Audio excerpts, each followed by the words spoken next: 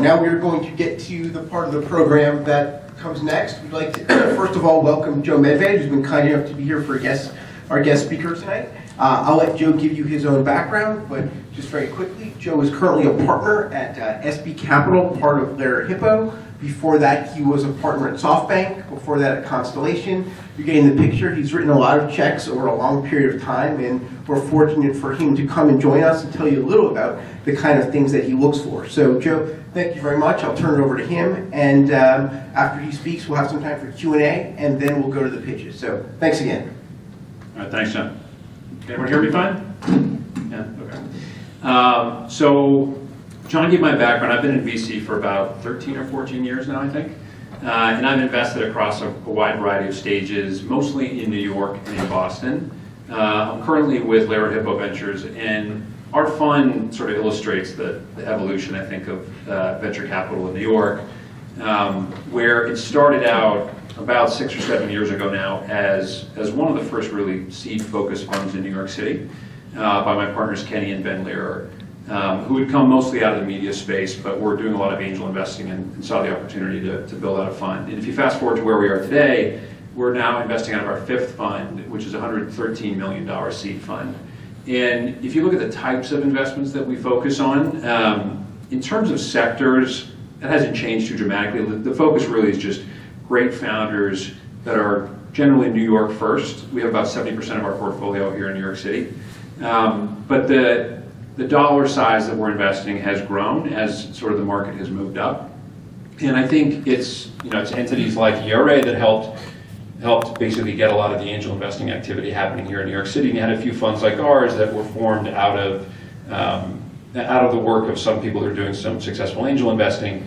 And Lair really evolved into a fund that still focuses on seed, but the nomenclature's kind of changed in the market, right? So when we say seed, we're really focused on a sweet spot of around a $2 million round. If you look at where the fund originally invested was $8 million, obviously we weren't doing a lot of $2 million rounds. We were writing checks of maybe a couple $100,000. But as the fund has grown in size, we have $113 million now. We'll probably make anywhere from 40 to 60 investments out of that fund. But you still have to write a reasonably sizable check. But where New York has evolved with tools like Azure, obviously it's a lot cheaper to get businesses going. So now there's a new set of funds that are doing more sort of pre-seed types of investments, which is really what the old seed was, and what we're doing is almost what the old A was.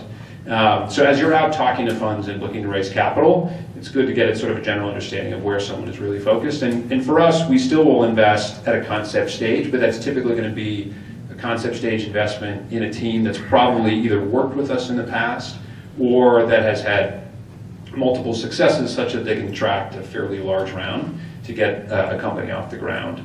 But we love to find companies that come out of a program like an ERA that have had the time to build out a product and maybe raised a smaller sort of friends and family round. So think of us as a fund that will invest typically in a $2 million round, but we'll do everything from kind of 1 to 4. Our threshold is really that we want to write a check on average of about $1 million, but we'll go down to maybe $500,000 or up to close to 2.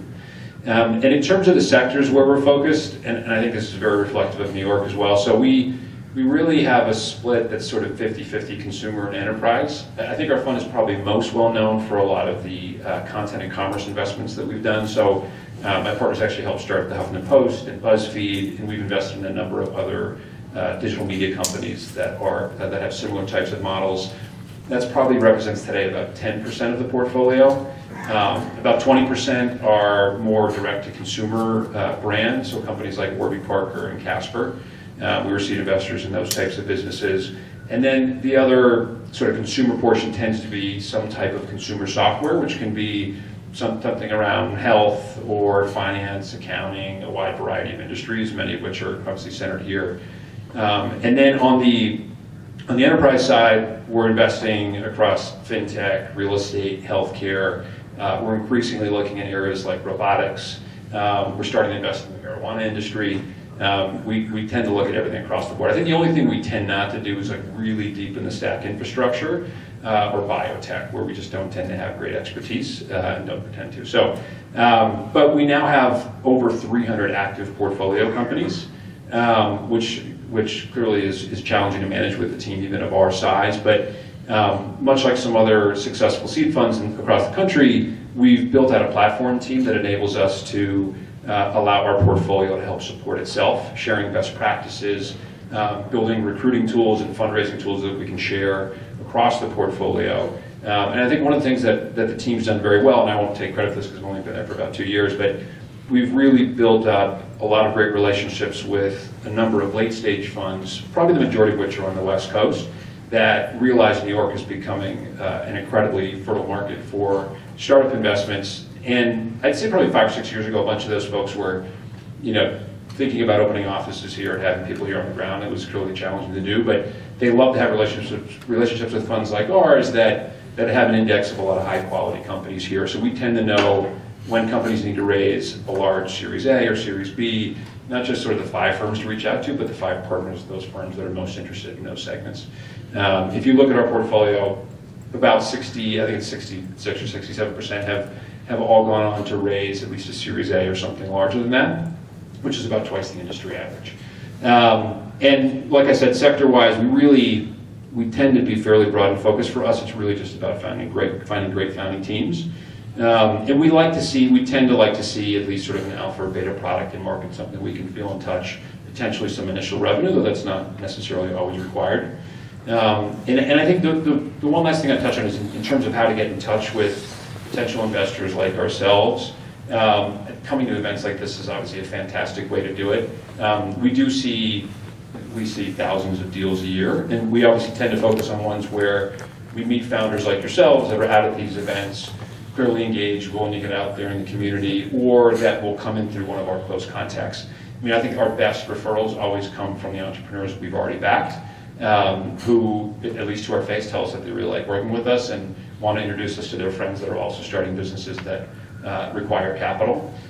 So certainly coming in through mutual connections in our network is also a good way to access potential investment capital like ours.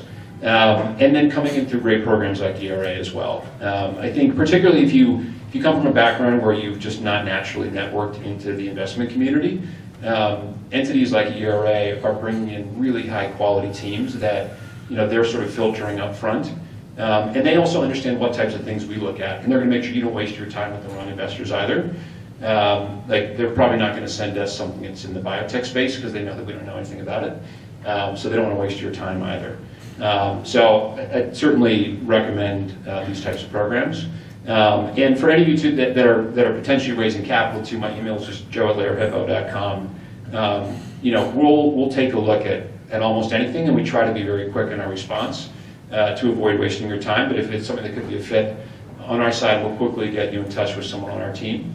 And I think it's always worthwhile too to try to get to know people well in advance of when you need to raise capital as well. There's been a million VC blogs about this, but we like to invest in founders that we've known for some period of time, and obviously that goes both ways.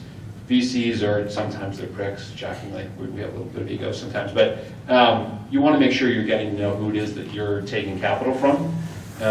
Taking money from investors is like a marriage, except there's often a unilateral divorce clause and it's not in your favor quite often. So you want to make sure you get to know the people that you're taking capital from, so that it's someone that you don't want to just have a beer with, but somebody that you want to be in the trenches with, because there's always a lot of ups and downs.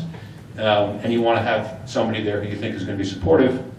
And I'm not saying we always continue to invest in companies if they fail, if founders don't execute.